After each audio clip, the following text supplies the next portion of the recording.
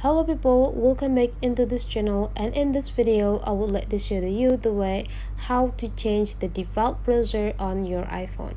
So the thing that you have to do now is just go visit the settings, and in the settings section you just need to scrolling down until you found the Google applications on your phone. And whenever you already found this Chrome, just need to go click it.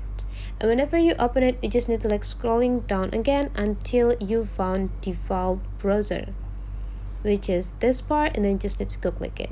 You can change if you want to change it into the Chrome.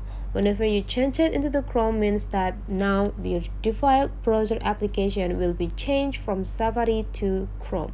So that's the way how to change the default browser on iPhone. Hopefully this tutorial today is useful for you. So don't forget to leave some comment, like and subscribe into this channel, and turn off the notifications button to get the notify the new tutorials for your phone.